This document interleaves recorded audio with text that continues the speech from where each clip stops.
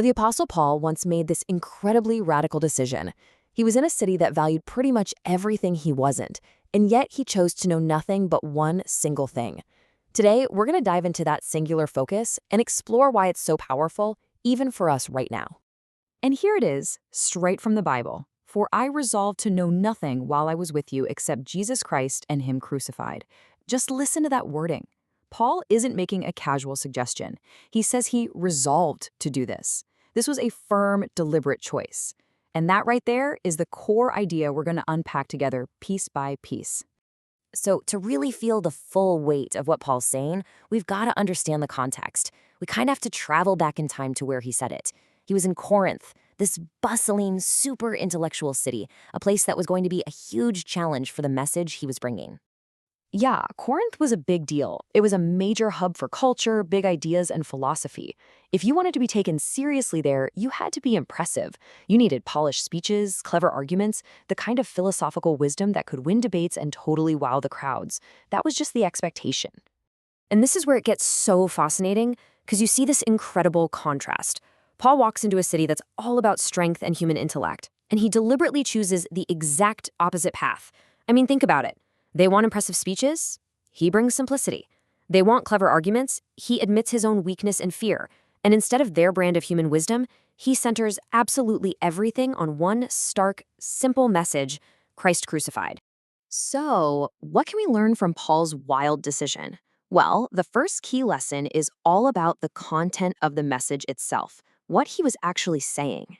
When Paul resolved to know nothing except Jesus Christ and Him crucified, he wasn't saying he would just ignore all other truths. Not at all. What he meant was that the cross was the absolute, non-negotiable center.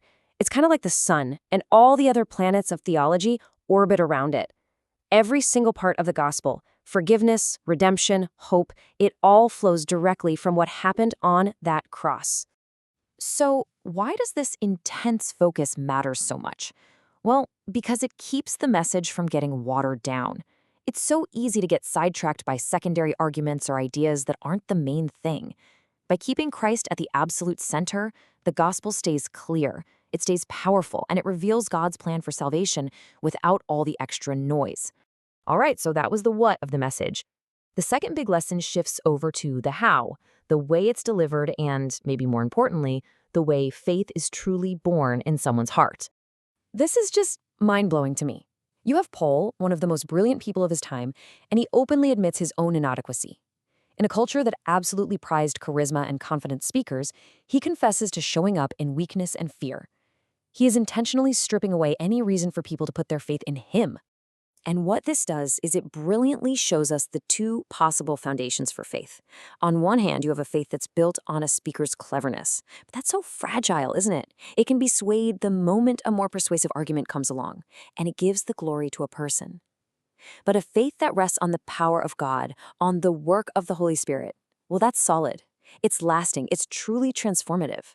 And that's the kind of faith Paul was after, which meant he had to get his own abilities out of the way. Okay, so understanding all these lessons is one thing, but how do we actually live this out?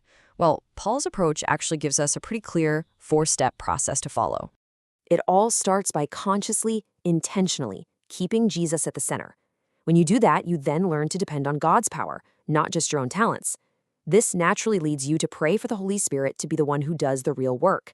And finally, when you see an impact, you know exactly who gets the credit, because it was His power, not yours, that brought about the change. So as we wrap this up, let's just bring it all together. After looking at this whole Corinthian dilemma and Paul's totally counterintuitive approach, everything really boils down to one simple yet powerful focus. That's it. If there is one thing to take away from Paul's resolution in Corinth, it is this command: keep Christ at the center. In your thoughts, in your words, in your faith, the focus has to remain on Him and on what He has done. And that leaves us with a final question that really cuts right to the heart of this entire message. In your own life, in your work, your relationships, your faith, how can you practically begin to depend more on God's power instead of just your own ability? That's the challenge to take with you. Thanks for joining me.